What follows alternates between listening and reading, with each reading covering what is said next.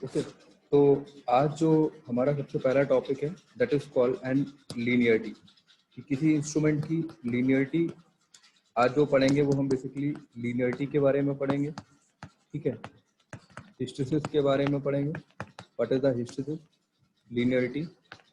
आपका रेंज हो गया कि एक इंस्ट्रूमेंट का रेंज क्या होता है, स्पैन क्या होता है, ठीक है ना। ये जो कुछ टॉपिक्स हैं, ये टॉपिक हम बेसिकली रिलेटेड हम पढ़ेंगे, ठीक है। उसके बाद में आपका क्या कहते हैं, हिस्टैरिसीस हो गया,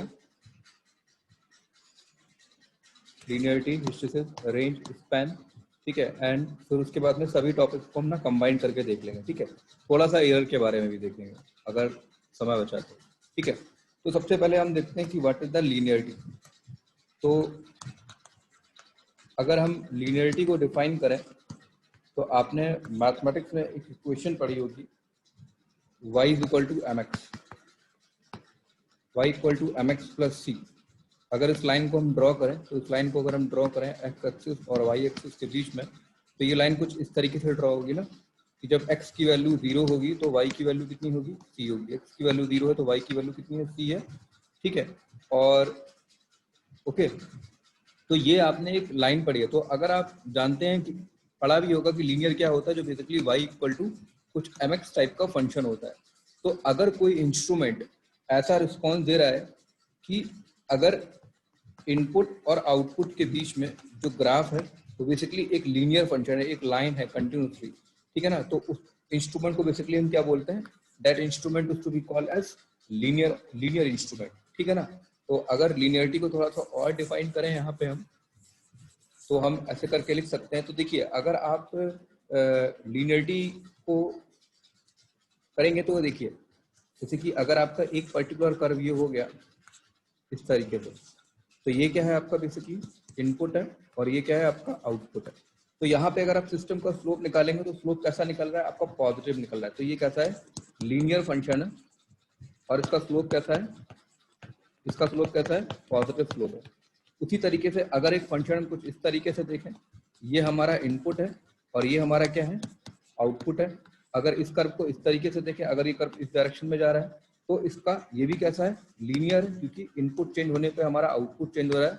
बट इसका स्लोप कैसा है, बेसिकली इसका स्लोप है आपका नेगेटिव। अगर हम क्या कहते हैं, एक और फंक्शन लेते हैं, अगर कुछ इस तरीके से, अगर हम एक फंक्शन कुछ इस तरीके से लेते हैं कि सपोज अगर हमने एक फंक्शन इस तरीके से लिया, ये हमारा इनपुट है और ये हमारा आउटपुट है, दैट इज माय आउटपुट। अगर इसके कर्व को ड्रॉ करें तो देखिए ये कर्व कुछ इस तरीके से आ रहा है। तो ये फंक्शन कैसा है, ये फंक्शन आपका लीनियर नहीं है ना, देखिए कर्विकल शेप है। तो ये y equal to it does not belong to y equal to x, so that function is called as non linear. तो आप समझ सकते हैं कि जो नॉर्मल इक्वेशन होती है y equal to M X, ये कैसा ही आपकी normal line equation y equal to M X कैसी है, आपकी एक लीनियर इक्वेशन है।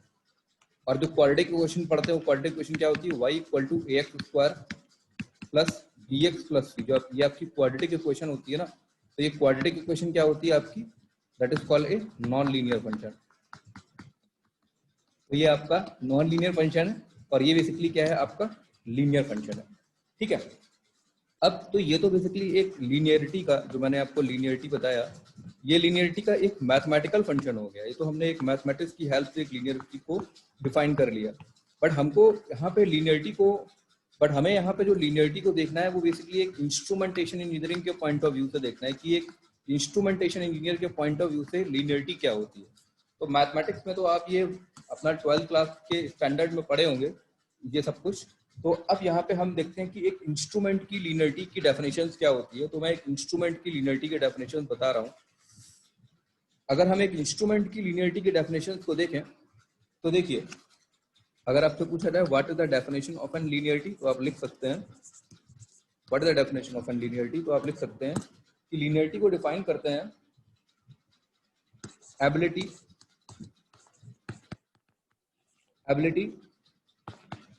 To follow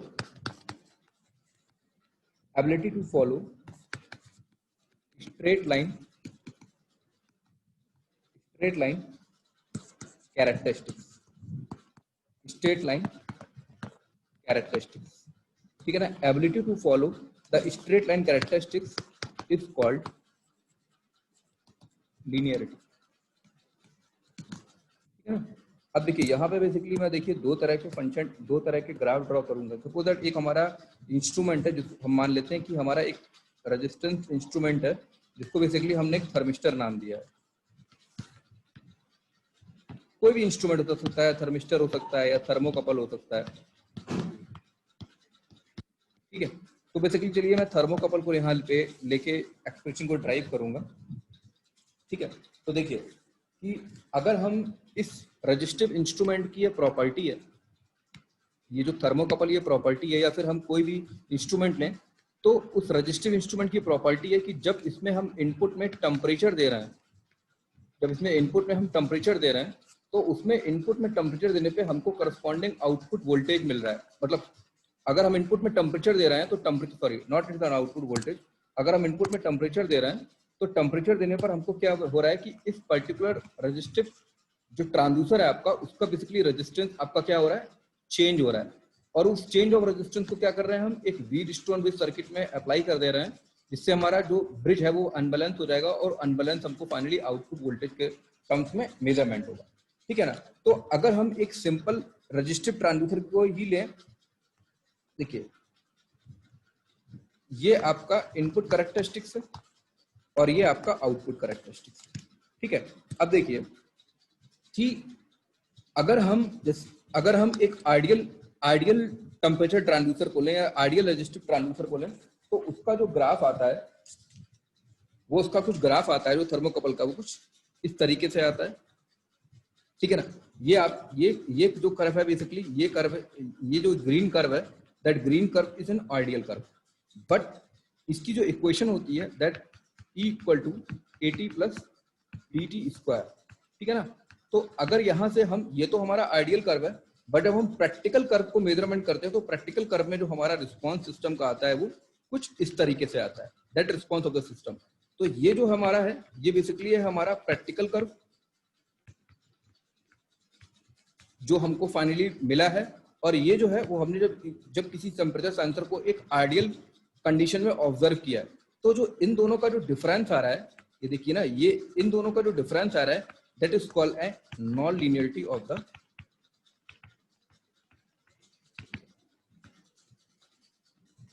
non linearity of the sensor. तो उसमें वही लिखा हुआ है, ability to follow straight line characteristics is called a linearity. तो देखिए ये जो है आपका, ये एक्चुअल कर्व है, ये जो रेड वाला कर्व दिखाई पड़ रहा है ये आपका एक्चुअल कर्व है, और जो आपको जो ग्रीन वाला कर्व है ये क्या है, आपका एक आइडियल कर्व है। तो जो इन दोनों का डिफरेंस है, that difference is called the non linearity of that particular instrument. ठीक है ना। तो अगर इसमें थोड़ा सा हम इसको मैथमेटिकल टर्म्स में अगर डिफाइन करें, तो अगर मैं सपोज दैट इस वाले टर्म को बोल देता हूँ, ये वाला टर्म जो मेरा है आइडियल है और ये वाला टर्म मेरा वो है जो प्रैक्टिकल है। ठीक है ना, और ये दोनों मेरे आउटपुट कर्व है, तो इसको बेसिकली मैं रिप्रेजेंट करूंगा O ऑफ I। तो O ऑफ I का मतलब हो गया output of an ideal condition, और ये वाला जो कर्व है इसको मैं बेसिकली लिखूंगा O ऑफ एक्चुअल, लिख लीजिए, या फिर O ऑफ प्रैक्टिकल लिख लीजिए। ठीक है, तो इस तरीके से आप इसको कर सकते हैं। अब देखिए यहाँ पे थोड़ा सा मैं डेरिवेशन वाला पार्ट स्टार्ट करता हूँ हल्का सा। ठीक है, देखिए इसी कर्व को हम लेके चलते हैं, हम इसी कर्व को ही लेके चलते हैं। तो देखिए अगर हम सबसे पहले O आइडियल की इक्वेशन निकालें, अगर हम O आइडियल की इक्वेशन निकालें, तो O आइडियल की इक्वेशन लिख सकते हैं that particular constant K into particular temperature T, और इसका कोई पर्टिकुलर स्लोप मान ले A। हमने O आइडियल की इक्वेशन लिख ली, O ideal equal to KT plus A। अब देखिए इस वाली कंडीशन के लिए क्या है, यहाँ पे A 0 है, पर ये कर्व आपका, अगर हम A को 0 नहीं करेंगे तो फिर ये कर्व क्या कैसे चला जाएगा, कुछ इस तरीके से जाएगा, पर रहेगा तो आपका आइडियल कंडीशन में ही ना। तो उसी में यही लिखा O ideal equal to KT plus A। आप सिंपल समझ सकते हैं, एक इक्वेशन है Y इक्वल टू MX और एक इक्वेशन है Y equal to MX plus C। दोनों इक्वेशन है तो आपकी लीनियरली, बस ये जो इस इक्वेशन को हम स्टैंडर्ड मान के चलते हैं Y equal to MX plus C को।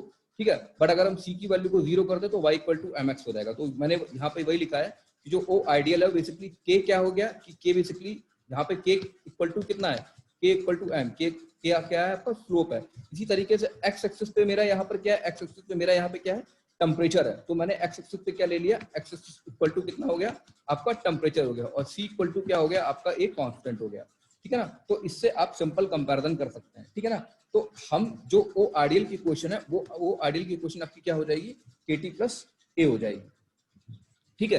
तो अगर हम इस केसेस में अगर नॉन लीनियरिटी को यहाँ पे डिफाइन करें तो नॉन लीनियरिटी को हम बेसिकली डिफाइन कर सकते हैं n of temperature of non linearity equal to कितना हो जाएगा आपका O of actual output of an actual circuit, output of the actual circuit at temperature T minus O of ideal into that particular temperature T, ठीक है ना। ये आपको समझ में आया। तो यहां से अगर हम O ऑफ आइडियल की वैल्यू निकालें तो एट पर्टिकुलर टेम्परेचर T, तो O ऑफ आइडियल की वैल्यू कितनी निकलेगी आपकी, सॉरी अगर यहां से अगर हम O ऑफ एक्चुअल की वैल्यू निकालें, what is the meaning of O actual, इस पर्टिकुलर नॉन लीनियरिटी फंक्शन की वैल्यू निकालें तो नॉन लीनियरिटी फंक्शन की वैल्यू एट टेम्परेचर T पर कितनी निकलेगी आपकी, non linearity function plus O of ideal eight particular temperature T, ये क्या हो जाएगा आपका इस पर्टिकुलर सिस्टम की वैल्यू निकल जाएगी कि अगर हम टोटल नॉन लीनियरिटी की अगर जो हमारी आइडियल वैल्यू है उस आइडियल वैल्यू में अगर हम नॉन लीनियरिटी फंक्शन को ऐड कर दे तो हमको फाइनली वैल्यू मिलेगी। Basically comparison between the ideal value and the actual value. Actual value आपकी कौन सी है, येलो कर्व वाली एक्चुअल वैल्यू है, और आपकी ग्रीन वाली कर्व वाली क्या है आपकी आइडियल वैल्यू है, ठीक है ना।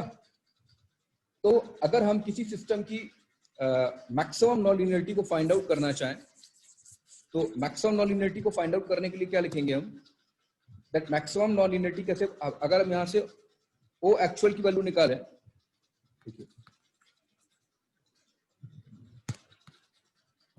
अगर हम यहां से O एक्चुअल की वैल्यू को कैलकुलेट करें that O actual equal to KI plus A, O ideal कितना है KI plus A plus non linearity function N of T, ठीक है ना। तो ये फॉर्मूला है बेसिकली आप याद कर लीजिएगा, what is the formula of percentage of maximum non linearity, the percentage of maximum non linearity, the percentage of maximum non linearity equal to n of non linearity function, मतलब that particular full non linearity divided by output of maximum minus output of minimum into 100। देखिए इस particular फॉर्मूले का मतलब क्या है कि अगर आपको कभी भी किसी सिस्टम की मैक्सिमम नॉन लीनियरिटी निकालना हो तो आप बेसिकली इस पूरे फंक्शन में जो इन दोनों का डिफरेंस आ रहा है उन दोनों का difference divided by output of the maximum divide by output of the minimum into 100, तो ये क्या हो जाएगा परसेंटेज ऑफ नॉन लीनियरिटी हो जाएगा। पर अगर आप इस थोड़े फंक्शन ये अगर इस ग्राफ को मैं वन कर दूं तो देखिए यहाँ पे क्या है आपका टेम्परेचर है, तो अगला पॉइंट यहाँ पर ये आता है, तो देखिए ये फंक्शन क्या है, टेम्परेचर कंटिन्यूसली आपका ये जो टेम्परेचर है ये आपका कंटिन्यूसली क्या कर रहा है, इंक्रीजिंग कर रहा है। तो आपको इस आइडियल कर्व, ये जो आपका आइडियल कर्व है और जो आपका ये प्रैक्टिकल कर्व है, आपको एक पर्टिकुलर टेम्परेचर ऐसे ढूंढना पड़ेगा जिस पर्टिकुलर टेम्परेचर पर इन दोनों का डिफरेंस क्या हो, मैक्सिमम हो।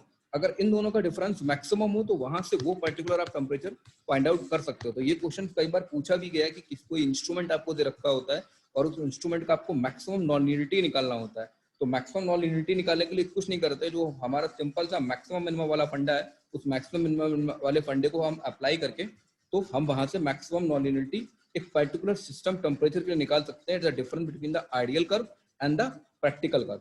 अब देखिए थोड़ा सा मैं अगर यहाँ पे चीजों को और लूं,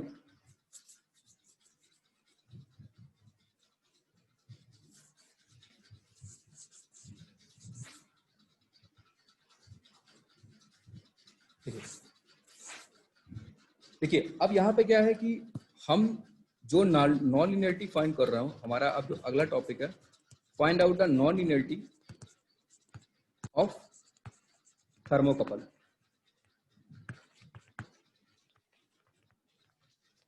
थर्मोकपल बेसिकली क्या होता है, थर्मोकपल बेसिकली आपका एक टेम्परेचर मेजरिंग इंस्ट्रूमेंट होता है, ये मैं आपको आगे पढ़ाऊंगा। थर्मोकपल बेसिकली आपका टेम्परेचर मेजरिंग इंस्ट्रूमेंट होता है जिसका प्रिंसिपल होता है कि अगर आप, ये थर्मोकपल है,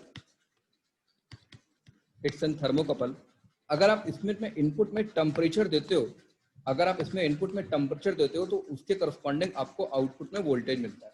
that is the definition of an thermocouple. Thermocouple basically एक मेटालिक टाइप का इंस्ट्रूमेंट होता है जिसमें अगर इनपुट में आप टेम्परेचर देते हो तो आपको आउटपुट में क्या मिलता है, वोल्टेज मिलता है। तो इस पर्टिकुलर आउटपुट वोल्टेज और टेम्परेचर में जो रिलेशन होता है वो हम थर्मोकपल के लिए डिफाइन करते हैं। अगर हम आउटपुट वोल्टेज को V मान लीजिए, चाहे आप E मान लीजिए, तो उस E को हम बेसिकली लिखते हैं E equal to AT plus BT square plus CT cube plus DT की पावर 4 N1 तो अगर एक थर्मोकपल को थोड़ा सा, अगर आप थर्मोकपल में बेसिकली जो टेम्परेचर ये T है, ये बेसिकली टेम्परेचर, दो टेम्परेचर का डिफरेंस है। तो एक टेम्परेचर जो होता है जिसको बेसिकली हम T1 टेम्परेचर बोलते हैं, और एक टेम्परेचर होता है जिसको बेसिकली T2 टेम्परेचर बोलते हैं। T1 टेम्परेचर हम बोल सकते हैं कि ये रेफरेंस है, आप दोनों में से कोई भी रेफरेंस टेम्परेचर ले सकते हो। रेफरेंस टेम्परेचर को बेसिकली हम आइडियल कंडीशन में 0 डिग्री सेंटीग्रेड ही कंसीडर करते हैं, ठीक है। और T2 जो होता है जो हॉट जंक्शन का टेम्परेचर होता है, यानी कि जो टेम्परेचर आपको मेजरमेंट करना होता है। और ए क्या है, इसका मटेरियल कांस्टेंट है। अगर आप दोनों टेम्परेचर के डिफरेंस को और इस थर्मोकपल के अगर आप मटेरियल कांस्टेंट से मल्टीप्लाई करते हो तो आपको नेट क्या मिल जाएगा, ईएमएफ मिल जाएगा। वही ईएमएफ क्या होगा, आपका कैलकुलेट होगा इन टर्म्स ऑफ टेम्परेचर, ठीक है। उसी टेम्परेचर के रिस्पेक्ट में आप ईएमएफ की वैल्यू को कैलकुलेट कर सकते हो, ठीक है। तो यहाँ पे जो ये मैं अगर इस इक्वेशन को, अगर मैं इस इक्वेशन को इक्वेशन नंबर 1 मानूं, ठीक है, और इस टी को मैं बेसिकली क्या करता हूं, अगर इस टी को मैं थोड़ा, इस इक्वेशन को थोड़ा सा मैं इस इक्वेशन में थोड़ा सा और वैरी करके लिखूं तो मैं लिख सकता हूं E equal to A T1 minus T2 plus B T1 minus T2, ठीक है। इसको बेसिकली हम कुछ इस तरीके से लिख सकते हैं, ठीक है, ओके। अब देखिए यहाँ पे T1 माइनस T2, अब इसको अब ये T1, अब बेसिकली ना इसको T2 माइनस T1 लिख लीजिए, थोड़ा सा गलत हो गया ये,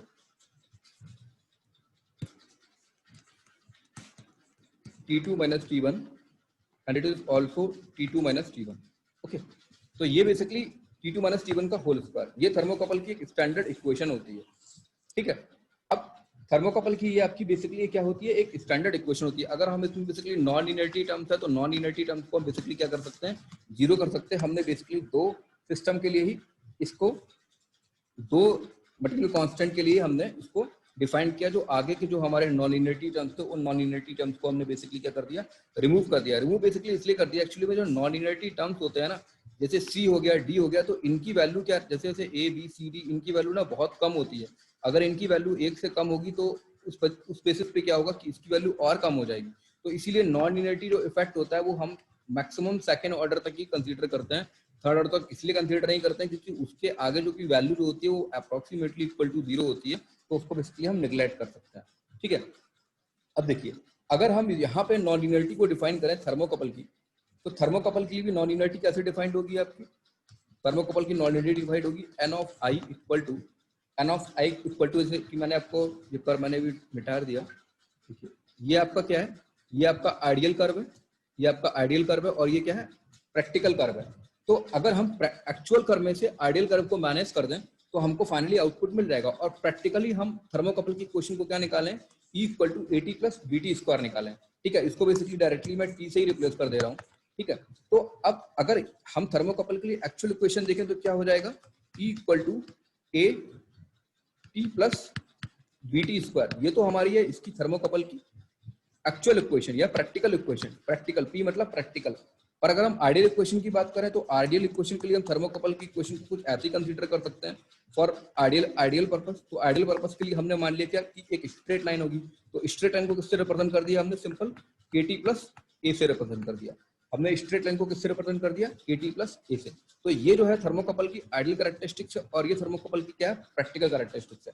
अब बेसिकली हमें नॉन लिनियरिटी निकालनी है, तो नॉन लिनियरिटी क्या होता है आपका, नॉन लिनियरिटी क्या होता है, eight temperature T non linearity क्या होगा आपका जो भी प्रैक्टिकल वैल्यू है उस प्रैक्टिकल वैल्यू में से अगर आप आइडियल वैल्यू को माइनस कर दें तो आपको क्या मिल जाएगा, नॉन लिनियरिटी मिल जाएगा। तो इस फंक्शन को अब यहाँ पे हम करने की कोशिश करते हैं। देखिए, अगर अब यहाँ से हम नॉन लिनियरिटी को निकालें तो हम non linearity N of at particular temperature T निकाल सकते हैं। कितना हो जाएगा? सबसे पहले आपका होगा आपका practical value minus ideal value. तो प्रैक्टिकल वैल्यू कितनी है आपकी? प्रैक्टिकल वैल्यू को अगर आप कंसीडर करेंगे तो कितनी हो जाएगी आपकी? AT प्लस BT स्क्वायर हो जाएगी, माइनस ब्रैकेट में टेम्परेचर ऑफ AT प्लस ए हो जाएगा ना आपका फंक्शन। अगर आप non linearity eight temperature T पर निकालेंगे तो कितना हो जाएगा ये? यहां से बेसिकली हम क्या कर रहे हैं, इस वाले फंक्शन से अगर हम इसको कंसीडर करके देखें तो हम लिख सकते हैं इसको, अगर हम टी वाले टर्म को एक तरफ कर ले तो कितना लिखेंगे? a माइनस के into T plus BT square minus A. अब आपको पता है कि कभी भी, अब हमें बेसिकली यहाँ पे फाइंड आउट करना, देखिए ये वाला कर्व देखिए आप ये वाला कर्व देखिए, ये देखिए हमें बेसिकली एक ऐसा टेम्परेचर निकालना है, एक ऐसा टेम्परेचर निकालना है जहां पे हमारे इस प्रैक्टिकल वैल्यू, आइडियल वैल्यू और प्रैक्टिकल वैल्यू के बीच का जो डिफरेंस हो वो सबसे ज्यादा मैक्सिमम हो। और आपके पास ये एक इक्वेशन है। तो अब बेसिकली अगर आप इन दोनों के बीच की डिफरेंस की वैल्यू मैक्सिमम निकालना चाहते हैं तो आप क्या करेंगे? You just to be applying the maximum minimum constant. तो आप क्या करिए, इस नॉन लीनियरिटी फंक्शन को टेम्परेचर के रिस्पेक्ट में डिफरेंशिएट करके उसको जीरो कर दीजिए। अगर आप टेम्परेचर के रिस्पेक्ट में इसको डिफरेंशिएट करके जीरो करेंगे तो आपके पास फाइनली आउटपुट कितना आएगा? आपके पास फाइनली आउटपुट आएगा a माइनस के प्लस 2BT इक्वल टू 0। ठीक है, तो फाइनली अगर आप यहां से इसको जीरो करेंगे तो फाइनली आपका t की वैल्यू कितनी आएगी? t की वैल्यू आपकी आएगी k minus A divided by 2b। ठीक है, और अगर आप वो मैक्सिमम वैल्यू निकालना चाहते हो तो मैक्सिमम वैल्यू कैसे निकालेंगे हम? मैक्सिमम वैल्यू निकालने क्या करेंगे, इस फंक्शन को हम डबल डिफरेंशिएट करेंगे।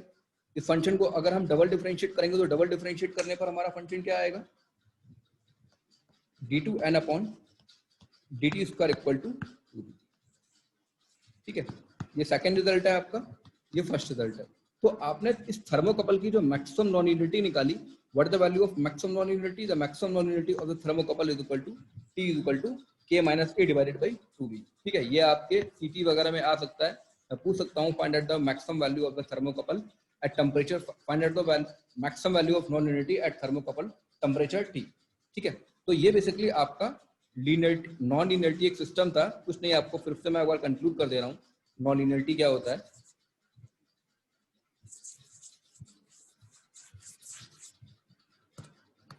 नॉन लीनियरिटी कुछ नहीं होता है, एक लीनियर वैल्यू और एक नॉन लीनियर की वैल्यू के बीच का जो डिफरेंस होता है उसे भी बेसिकली हम क्या बोलते हैं? नॉन लीनियरिटी बोलते हैं। ठीक है ना।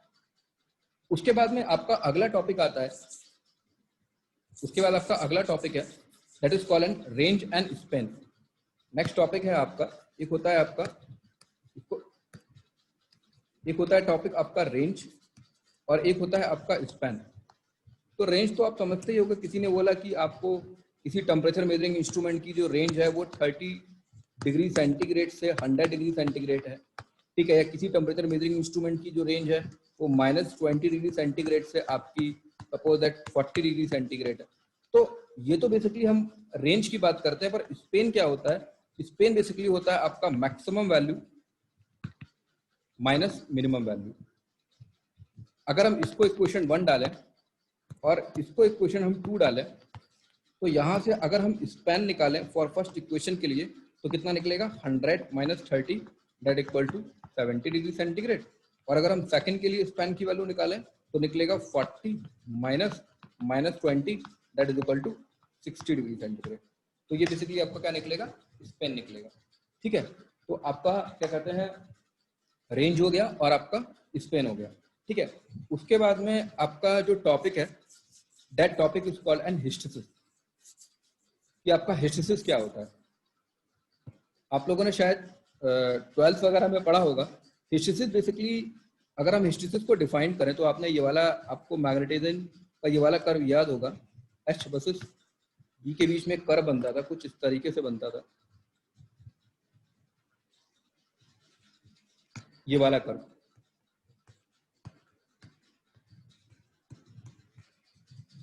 तो अगर हम हिस्टैरिसीस को डिफाइन करें तो हिस्टैरिसीस को बेसिकली हम डिफाइन कर सकते हैं कि देखिए अगर हम इस वाले पर्टिकुलर पॉइंट को देखें तो इस वाले पर्टिकुलर पॉइंट पे अगर हम देखें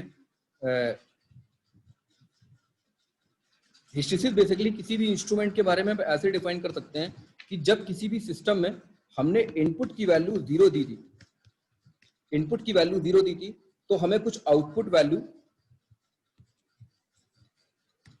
ऑब्जर्व हुई, हमको कुछ आउटपुट वैल्यू ऑब्जर्व हुई, ठीक है ना। तो देखिए थोड़ा सा ये जो कर्व है, जो हिस्टैरिसीस वाला कर्व है, इस हिस्टैरिसीस वाले कर्व को मैं बेसिकली दो पार्ट में तोड़ दे रहा हूँ।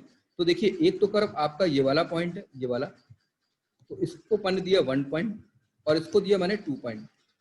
तो हिस्टैरिसीस में बेसिकली आप इतना ध्यान रखिएगा कि सपोज दैट अगर आप कोई भी एक्सपेरिमेंट कर रहे हैं, सपोज दैट आप कोई एक्सपेरिमेंट कर रहे हैं, आपने एक्सपेरिमेंट को करना स्टार्ट किया, यानी कि सपोज दैट अगर आप इस तरीके से समझ लीजिए कि आपका एक नॉर्मल वोल्टेज डिवाइडर का नेटवर्क है। सबसे बढ़िया example voltage divider R1 R2 और आउटपुट वोल्टेज, ठीक है ना, और ये आपका कुछ VDC वोल्टेज लगा हुआ है।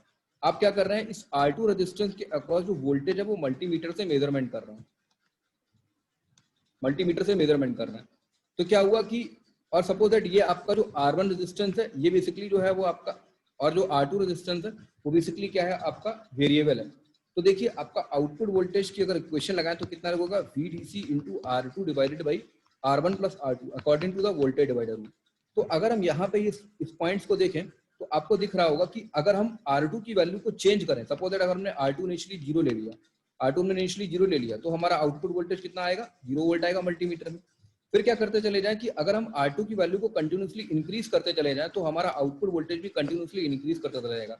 हम ये मान लेते हैं कि सपोज दैट कि हमने R2 रेजिस्टेंस की जो वैल्यू है वो हमने 10 ओम से 100 ओम तक इंक्रीज करी, 10 ओम से कंटिन्यूसली हम 100 ओम तक इंक्रीज करते चले जा रहे हैं R2 रेजिस्टेंस की वैल्यू, ठीक है ना। तो उस केसेस में अगर R2 रेजिस्टेंस की वैल्यू हम 10 ओम से 100 ओम तक कंटिन्यूसली इंक्रीज करते चले जा रहे हैं, तो सपोज दैट अगर हमारा 10 ओम पर output voltage suppose that 1 volt आया और 100 ओम पर आउटपुट वोल्टेज हमारा जो आया वो 10 वोल्ट आया, ठीक है। तो ये तो हमारा फर्स्ट के एक्सपेरिमेंट था कि हम 10 से 100 पे गए। फिर ये हमारा था स्टेप 1, ठीक है। स्टेप 2 में हमने क्या किया, स्टेप 2 में हमने क्या किया कि अब हम तो 10 से 100 तक गए, यानी कि हम 100 पे पहुंच गए। अब क्या कर रहे हैं, हम 100 से 10 पे वापस जा रहे हैं। जब हम 100 से 10 पे वापस गए तो हमने देखा कि अब 10 ओम पे जो हमारा आउटपुट वोल्टेज है वो सपोज दैट 2 वोल्ट आ गया, यानी कि ये सिस्टम में हमारे एरर आ गई। पहले हमारा 10 वोल्ट पे कितना था, 10 ओम पे कितना था, 1 वोल्ट था, अब हमारा 10 वोल्ट पे कितना आ गया, 2 वोल्ट आ गया। तो ये जो आउटपुट वोल्टेज में डिफरेंस आया है, that difference is called as hysteresis of the instrument, ठीक है ना। तो ये क्या है कि दरअसल में आपका टाइम काफी कम बचा हुआ है, सिर्फ 8 मिनट बचे हुए मीटिंग के। तो ये हिस्टैरिसीस जो है मैं आपको नेक्स्ट क्लास में एक्सप्लेन करूंगा, अभी मैं एक्सप्लेन कर नहीं पाऊंगा, बट आप ये ध्यान रखिएगा। तो जो 10 ओम से 100 ओम का गए इसको बेसिकली हम बोलते हैं लोडिंग इफेक्ट, और इसको बोल सकते हैं कि आपका जो इंस्ट्रूमेंट था वो लोडिंग कंडीशन में था, और 100 ओम से 10 ओम पर वापस गए तो आपका इंस्ट्रूमेंट क्या था, अनलोडिंग कंडीशन में था। अब देखिए आपने पहले 10 से 100 में गए तो आपका 10 ओम पर वोल्टेज कितना था, सिर्फ 1 वोल्ट था, ठीक है। पर जब 100 पे जाने के बाद वापस आप फिर से 10 में आए तो आपने देखा कि आउटपुट वोल्टेज हमारा कितना आ गया, 2 वोल्ट आ गया। तो कहीं ना कहीं आपके इंस्ट्रूमेंट में ये कुछ एरर है, तो इसी एरर को बेसिकली हम क्या बोलते हैं, हिस्टैरिसीस बोलते हैं, ठीक है। तो इसको बेसिकली मैं जो कंसीडर करूंगा वो आपका नेक्स्ट क्लास में कंसीडर करूंगा, ठीक है। तो आपकी मीटिंग को ना मैं